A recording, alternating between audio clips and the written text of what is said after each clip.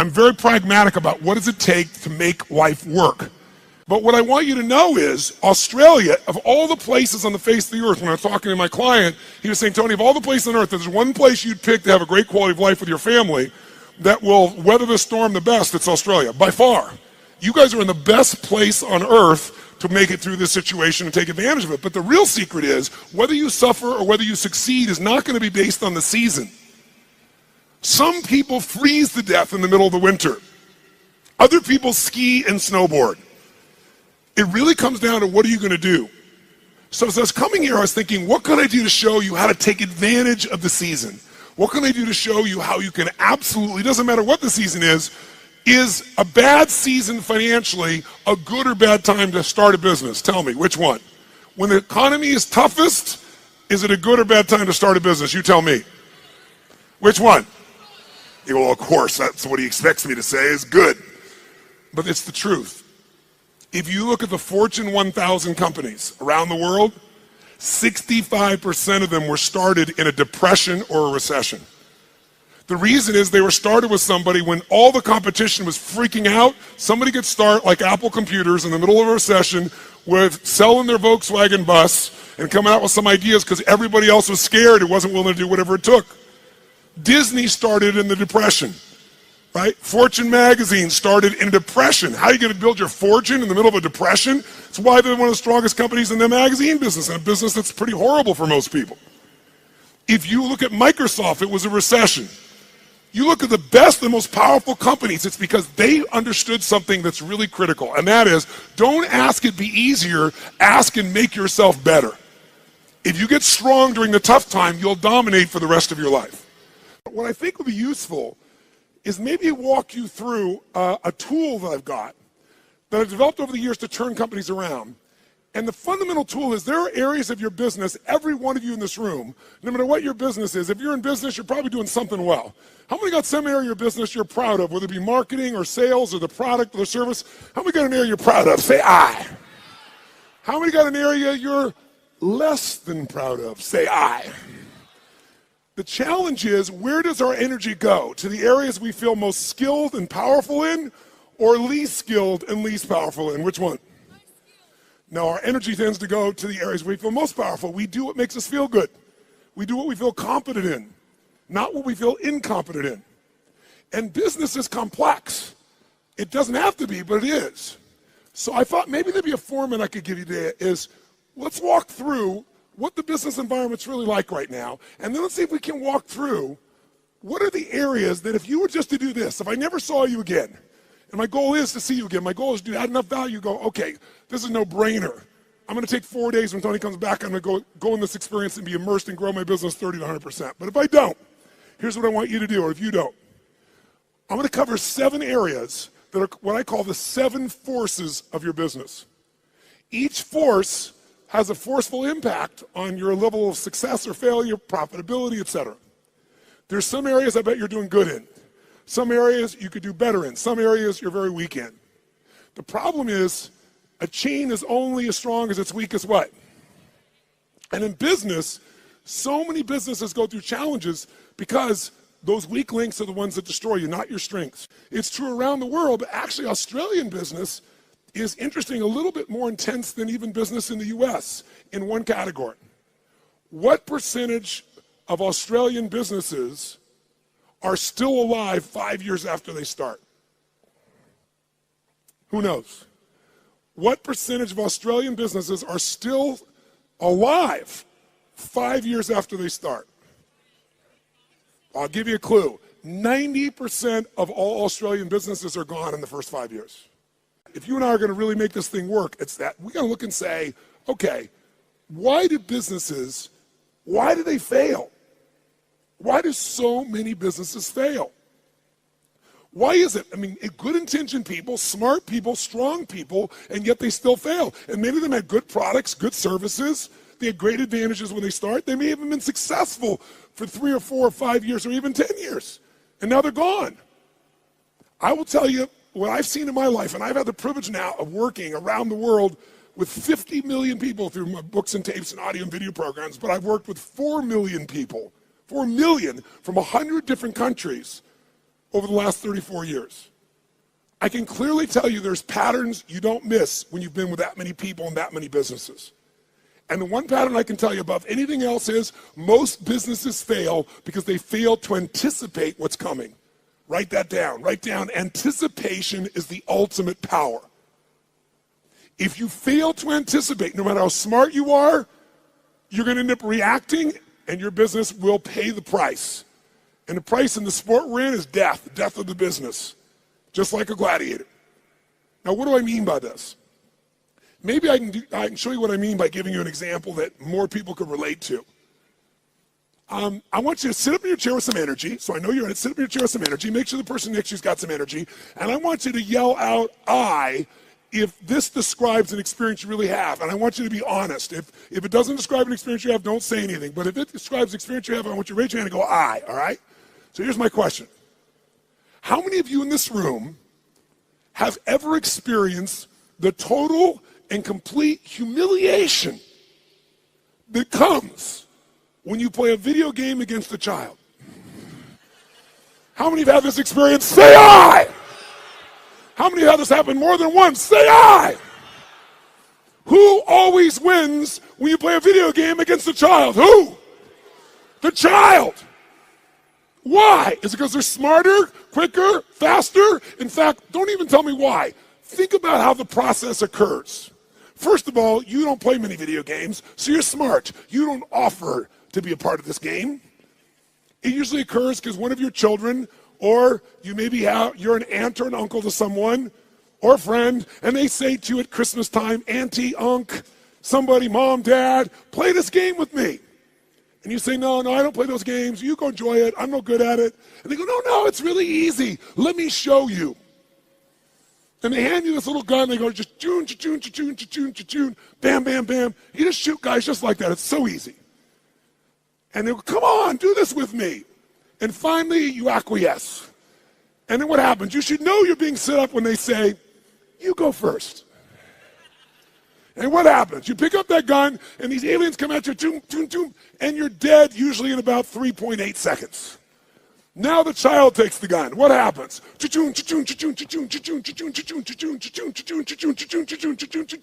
And about 45 minutes later, you get your second turn. Who knows what I'm talking about here? Say I. Now you're pissed, right? You're like getting competitive. I'm not getting shot in 3 seconds. So now you're really focused, and you get shot in the back, and you're dead in 2 seconds. The kids, 45 minutes later, you get your third one. The kid scores 480 million points, you get 3. Who's had this experience? Say I. Why does the child always win? Is it because they're younger, faster, smarter, more flexible? Their minds are wired this way. No, listen to me. The child always wins because they played this game before. And because they played the game before, listen to me, key words, they know the road ahead. And if you know the road ahead, you have the ultimate advantage over everyone around you. You must know the road ahead. Why? Because when you know the road ahead, you can anticipate. Write it down again. Anticipation is the ultimate advantage in business and in life.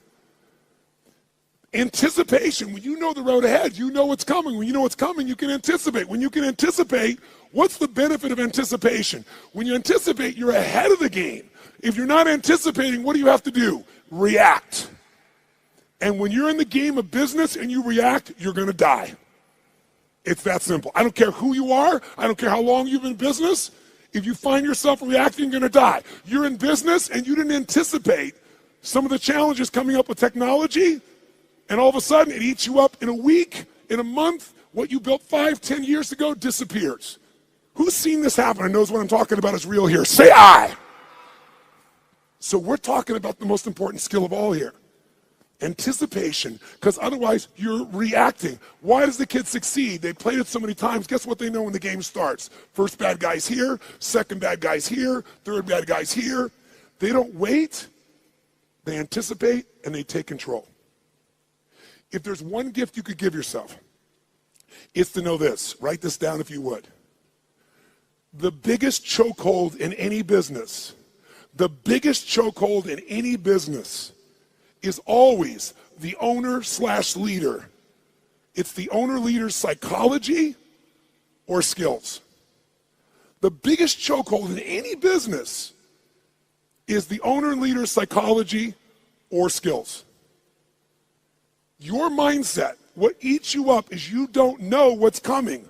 You don't have the skill to handle what's coming because you don't know it. Or you're so beat up psychologically, emotionally by what you've been through, you can't find the answer. So as a result, you end up with a story that limits you. You end up in a state that limits you. What's stopping the business, another way of saying this is the story, the state, and the strategy of the owner or the leader. If you change that owner or leader's state, story, and strategy, you change everything. If you don't, they're not going to succeed.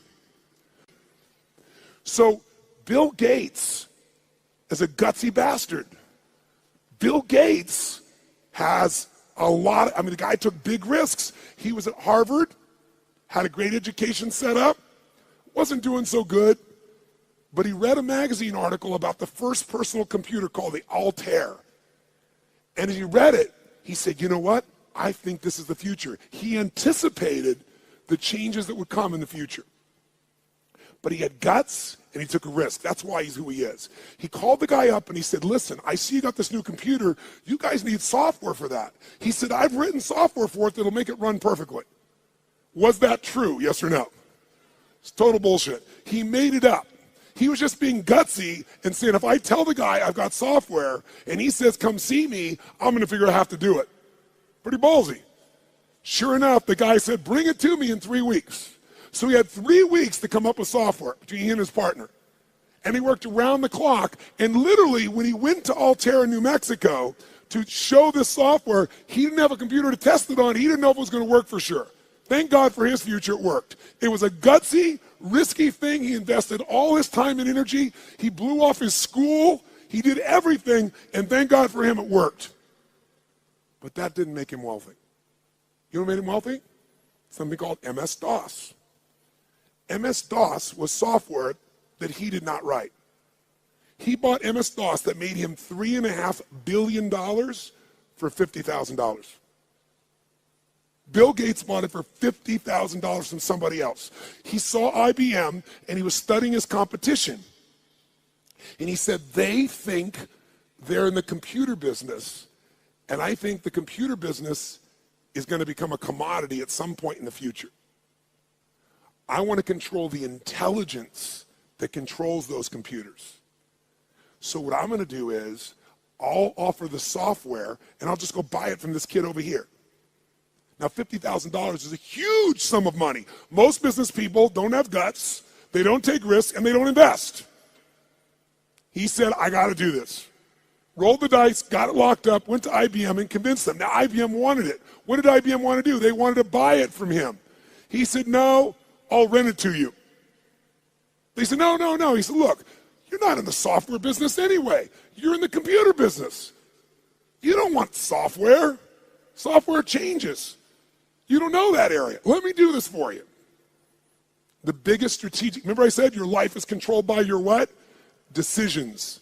That decision made him wealthy. That decision for IBM made them a has-been in a short number of years. You have to anticipate the shifts. Am I making sense with you here? Yes or no? So, what's the solution? The solution, listen to me, is constant and never-ending improvement on the areas that control the success or failure of your business. Constant, never-ending improvement. It doesn't have to be huge, but it has to be constant. Incremental improvements in the areas that matter on a regular basis, and you will dominate as long as you also anticipate. So let me give you 7 real fast because I'm on tight on time. Let me give you the first of the 7. Let me show you how it works. I'm going to start with the end in mind. If you're going to be successful in business, the end outcome, what makes somebody successful in business is not that they make a sale. If all you do is make a sale, you made a little money. To have a business, it has to be sustained. To be sustained, you have to build clients, or at a minimum, what I would call raving fan clients, raving fan customers. Now, why is the target of all business a raving fan customer? Well, first of all, what makes a human being wealthy in financial terms? What will make you wealthy is only one way to get wealthy and stay wealthy. Add more value to other people's lives than anyone else can possibly do. If you add more value than anybody else, you will have people be a raving fan of your product, service, or company. And raving fans are the best marketing in the world, because today, nobody pays attention to advertising unless it's shocking. And even then, it doesn't necessarily sell the product. What sells products today is people telling people this is the best shit you can get. How many agree with me on this right now? Say aye. And you can't buy that word of mouth. You can only deliver it by delivering such an incredibly valuable experience or product or service that people tell everybody about it. The first key to getting to that target, if we're gonna grab hold of our energy and we're gonna race towards this target, is you have to do step number one. Step one in a business is you got to know where you really are. You got to know where you really are, and you got to build what I call a business map. Now, what do I mean by a business map? Well, think of it this way. How many of you in this room have a 5-year business plan right now for your company? 5-year business plan, raise your hand. Now, a group of 9,000 people, I'm seeing maybe a dozen hands. The reason you're seeing a dozen hands is because even if you have to do a 5-year plan, it's bullshit. And I'm not being disrespectful. It's bullshit. Why is it bullshit? Everyone tell me. Why is a 5-year business plan in the world we live in today total bullshit? Why? Because the world is changing so fast, you have no clue what's going to be here in 5 years. You're kidding yourself. So what do? Throw up your hands and just hope it works out well? That's a disaster too. What you need is a business map. A business map means you understand the territory. You understand what's happening, where it's happening, so as you're moving along, you can adjust with that map to get where you want to go as the environment changes. The way you frame what business you're in to yourself is the single biggest limit in your business, and I promise you it's limiting who you do business with as well. If you ask Peter Drucker, one of the greatest business geniuses of all time, he used to say, there's really only one question, maybe two in business. The question is, what business are you in, and how's business? You must control the meaning within yourself, within your team, and then the way you market it, but you can't do that until you're crystal clear what business you're in. And every 7 weeks, you should be digging in deeper to what business you're in, or you'll ask a third question. What business do you need to be in? Because let me tell you something. You didn't experience in 2008 in Australia what the rest of the world did, but you're going to experience some of what the rest of the world has experienced coming soon. You're going to experience it in your real estate market, you're going to experience it in your shares market, and you're going to experience some unemployment on a much larger scale than what you guys are uncomfortable with right now. It's coming. I'm not here to be Mr. Positive, and I'm not being negative. I'm saying it's coming, so you want to take advantage of winter, not let it freeze you to death. And you can, because when everybody else is scared and hesitating, if you're doing the things I'm showing you, you will take their market share and you will dominate. Even if you're a little guy, you can become a big guy in this time. Because the time in which things change is tough times. That's when little guys become big guys. Because the big guys are doing the same boring shit over and over again, and they're not flexible. But I got to tell you something. In order to succeed in your business, you got to fall in love with your clients and not with your products and services. But here's the other question. What stage of the life cycle of a business are you in? Listen to me. This understanding is the most important understanding of all, and I can't give it to you all here. I take a day on this. When I say I give people $1 million guarantee, the reason I'm giving that $1 million guarantee and no one ever takes me up on it, I think 2 times in 3 years someone's taken me up on it. And when they did, I've been glad, because I didn't want a stupid person in my seminar. I was like, if you can't see this is going to save you $1 million and make you $1 million, you shouldn't be in here, right? I'm happy to refund your money. Is this material. And this material is understanding the life stage of a business. See, businesses have life cycles just like humans do. So watch this for a second. Which can get into more trouble, an infant or a toddler? Quick, nice and loud. Which one? Nice and loud. Which one? Why? Because the toddler's more mobile. They can go, what does this rock taste like? Right? Which one could get more in trouble, a toddler or a teenager? That's right. Tell me, if you give your car to a teenager and you say, drive it never above the speed limit, what can you promise and guarantee they're going to do? Are they going to speed, yes or no? And the worst thing that can happen is they get away with it. Let me explain what I mean. Businesses have stages of development. What do they tell you was the most important thing to business? The power of anticipation. What if there was a way to know in advance what problems you were going to have in your business before they happened? You knew exactly what they were, how they were going to happen, and what to do to prevent them right now, no matter what stage you're in. How many think that'd be worth its weight in gold? Raise your right hand, say aye. That's what happens when you understand the stage. Let's go to number 2. The second key force of business that you got to be working on is constant strategic innovation. Now, what the hell does that mean? Sounds so complex. Strategic innovation. Notice I didn't just say innovate. You can innovate, and it may not make a difference. And innovation takes time, energy, and money. It's got to be innovation the customer cares about. Let's go back to Peter Drucker for a moment. Peter Drucker has always said that the core of all business is only 2 things. If a business is successful, these 2 things are its core: innovation and marketing. Everybody else in your company is employed by the people who innovate and market for your company. Because without them, there is no company. Now, what does innovation mean? It means finding a way to meet people's what?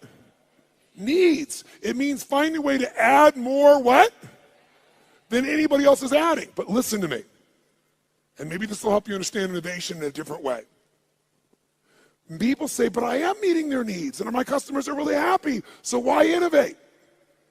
Because it's called innovate or die in the world we live in. Let me explain why. How often does Apple Computer, even though they're the best, find a way to innovate again? How often can you count on it? Is it consistent, yes or no? Every year, sometimes multiple times in a year. Isn't it true? That's why they're number 1. So what you have to do is you can't just meet your needs. You got to meet their needs in a new way. Meet the needs even more. Add more value, but do it in a new way. That's how you have raving fan clients. It's not enough to meet their needs. It's not enough to add more value. Got to do it in new ways all the time. It makes it sexy. It makes it mysterious. It makes it interesting. It makes them want to engage you. It gets them to tell everybody else about the new thing you're doing. Okay? Now, let's go to number 3 real fast. I'm going to have to kick this in gear to catch up. So number 3 is, if you, what was it that we said Drucker said? All business is 2 things, innovation and what? Come on, guys, innovation and marketing. Answer this question for me. Does the best product or service always win? Yes or no? Nice and loud, yes or no? Which company always wins? McDonald's? Where is that?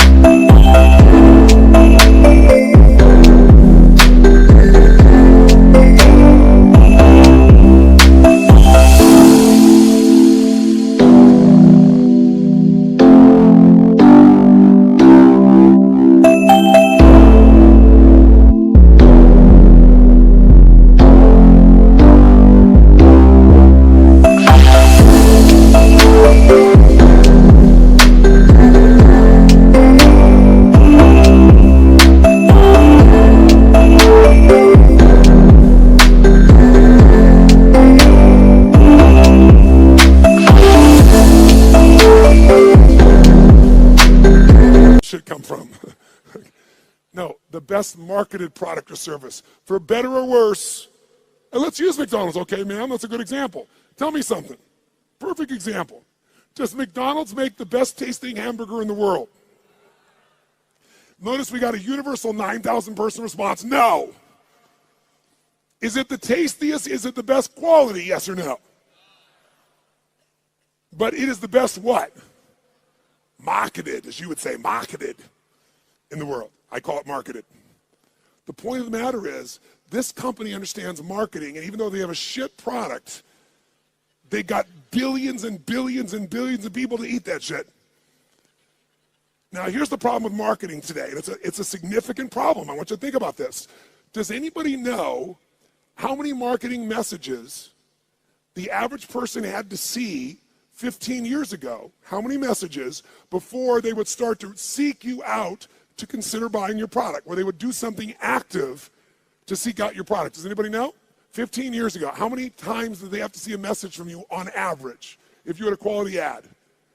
The answer is 4. 15 years ago. Does anybody know what the number is today? 16. Now, what do you think that's done to companies' profitabilities? Add value. Does this make sense? Become an education marketer, become someone that does value, because then you become the valued expert, not a stupid salesperson. Because you're giving me something, and if you give me something, I want to give you something. I'd love to give you my business if you're going to give me something, but if you're just going to advertise, screw you. Raise your hand if you're following this. Say aye.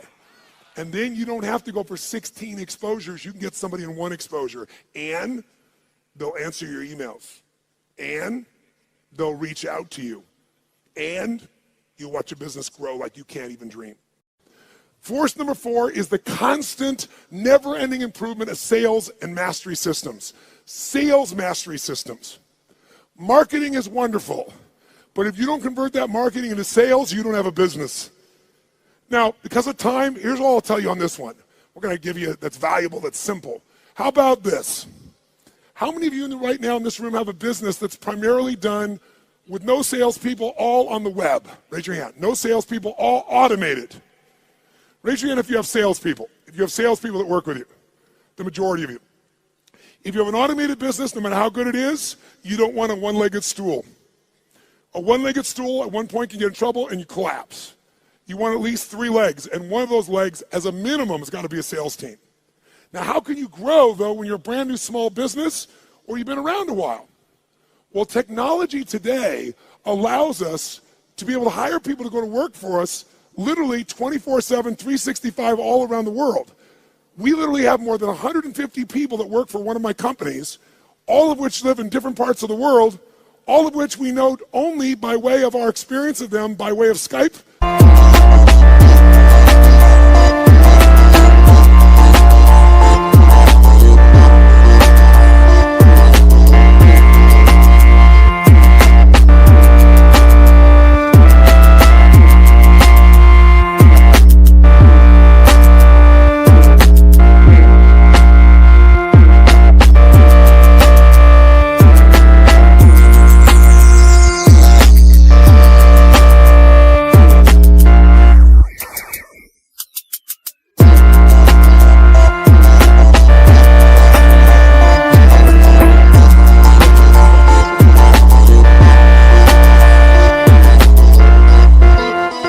Where we can see them and coach them, but we measure them better than the persons in the same room with us in the old days.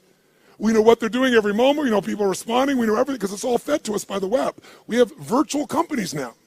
So if you don't have a lot of resources, we can show you how to get 3 or 5 salespeople in your little company, like these couple of guys here that right now are operators. What if you had 3 people that their entire life was about how to make sure they filled your business? Well, you wouldn't have 1 little location, you might have 5. But here's what I can tell all of you, just give you one quick hint in this area in the time that we got. Write down one thing. Great salespeople are not trained, they are found. Great salespeople are not trained, they are found and then trained to be even better. And this is coming from a guy that's trained 2 million salespeople in the world. I did that for 15 years. It's one of my jobs. Here's what I mean by this. Write down this phrase. Nature is the most powerful factor. Nature is the most powerful factor. If I was going to give you something in 2 seconds right now, I'd say it's this. If you're going to get a great person to sell for you, you can train somebody all day long, but their nature has to match the job. The 5th force you got to take control of, you've got to have constant anticipation. Remember that key word, anticipation? So you're not reacting, you're anticipating, you know the road ahead in 2 areas of your business. Legal, and I know you're not a lawyer, at least most of you, but you got to know where your risks are, and financial or accounting. Now, how many of you in this room as business owners hate accounting? If you're with me, brothers and sisters, can I have a hallelujah? However, unfortunately, even though you hate it, How many of you in this room have ever been bitten in the bum, so to speak, because you thought the numbers were one thing or they meant something, or your cash was one level and it was another? Some accounting piece that really, really hurt you at the time. Who's had this experience before? Raise your hand nice and high. Say I. I want to tell you something. More companies go down because most of you in this room do not like accounting, and I do not want to sell you on being an accountant. What a boring ass job. But I do want to sell you on knowing enough of this that you can run that accountant or that CFO. Because you still have to lead, and if you don't, you'll become part of the 99% that fail. I don't care how big, smart you are, I don't care how much your sales are. Learning how to manage your business includes the economics, and we take half a day and make it fun so that you can kick ass with any CFO or accountant, and you can ask them questions they don't know. Let me ask you 2 questions real fast. Question 1. How many of you have a specific day of the month that you always go through your financials and you never, ever miss on your business? Raise your hand. Keep your hand up and look around the room. It's not even 3% of the room that does this. That's why 99% go out of business. Remember I said in the beginning, what is the chokehold in the business? It's the psychology and the skills of the entrepreneur. If you don't develop the skill of knowing how to manage the finances, I don't mean write it down and do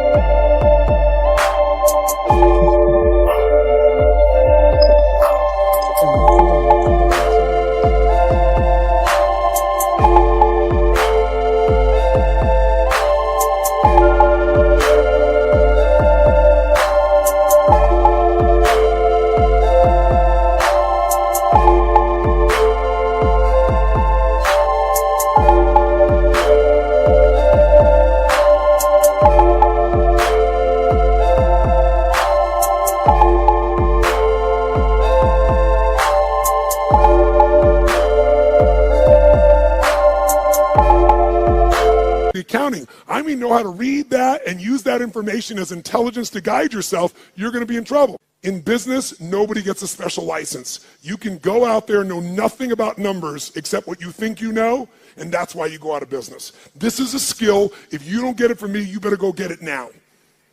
But I can give it to you in a fun way in half a day of the 4 days, where you'll be able to read financials and find stuff your accountant's not finding. And then what you want to find is the intelligence that allows you to know how to run your business more effectively. I'll give you a little clue. Who here knows the 3 documents you've got to see every single month to run your business? Raise your hand if you know the 3 and can name them. Look around the room. Look at this. We got 9,000 people in this room, and maybe 20% of you even know the documents.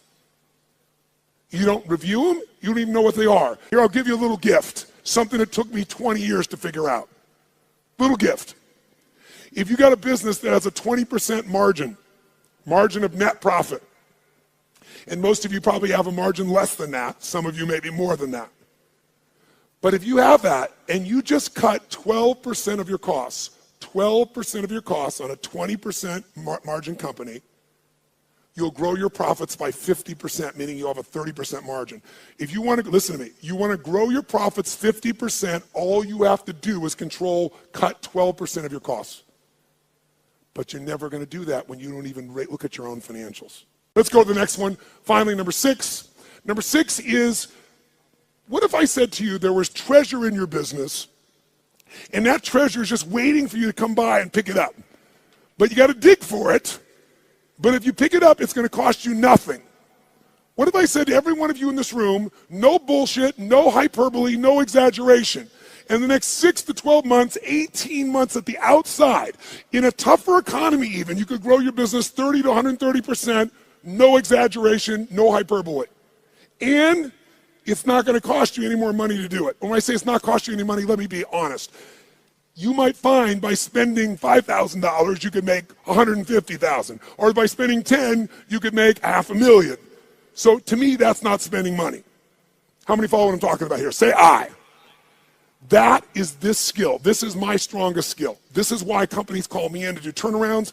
This is why my companies are where they are through all the economies and all the countries I've been in, all the industries.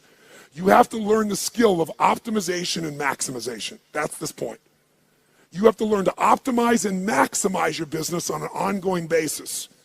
Now, what does that mean? It means figuring out how to do what you're already doing, where you get a geometric result from a bunch of small changes.